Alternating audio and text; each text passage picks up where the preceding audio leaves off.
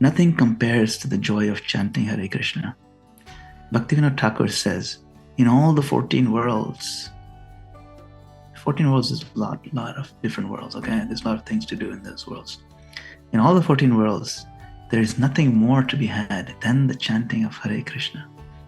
It is such a categorically different bliss. It is the living water, that nectar that we've been thirsting for. It's available right now. And why am I'm testifying to this because I have experienced very cool things. I have traveled the world. I have been there and done that. You can say almost every different kind of experience that people want, strive to do.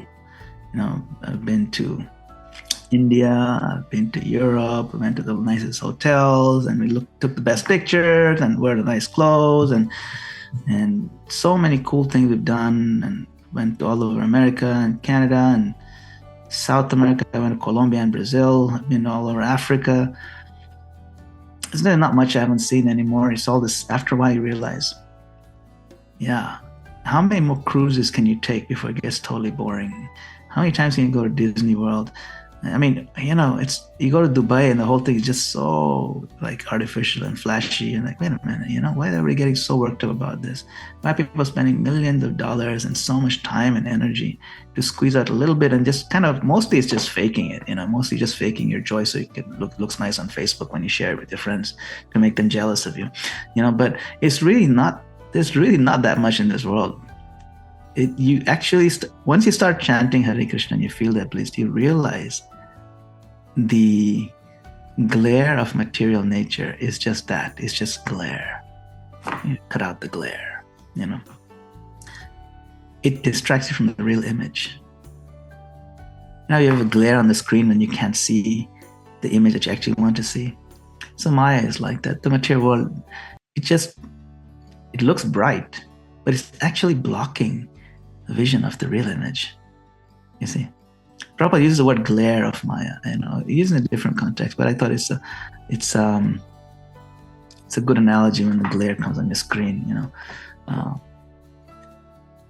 So with that understanding, if we keep realizing that, and this is, sometimes we have to experience it for ourselves.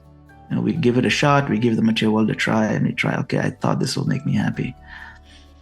There is some happiness, I'm not denying it. There is a little bit, okay? It's not that it's not there. There is some fun, there is joy. There's a reason why people do it. There is a little bit there. But it's like a tiny droplet of water in the desert. You can argue that it's water, but it's functionally useless. It doesn't quench the actual thirst that you're feeling. So even the joys of this world, you can argue that there is some fun there is some vibrance there, sure. But it's functionally useless. It does not satisfy at all. Because that little droplet, what's it going to do? You can argue all you want. It's not going to work. Maybe you can get 2 droplets. And if you're a billionaire, you can get 3 droplets. But even those 2, it's not going to cut it. We need a deluge because we're so parched. We're so thirsty. And those devotees who have learned to access the deep well of spiritual, it's in here. It is not out there. It is not out there. Krishna says that in the Gita. It is 5th chapter, 24th.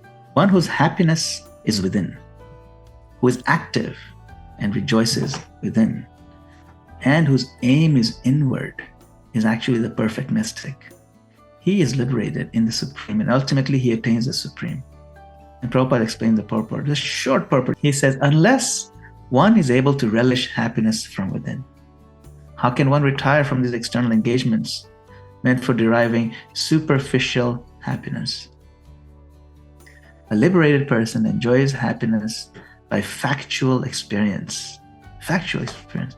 He can therefore sit silently at any place and enjoy the activities of life from within. Such a liberated person no longer desires external material happiness. This state is called Brahma-bhuta, attaining which one is assured of going back to Godhead, back to home. So, if we try through any other process, this verse will elude us completely. But if we chant and we taste the joy of chanting and realize everything else is petty, everything else is insignificant,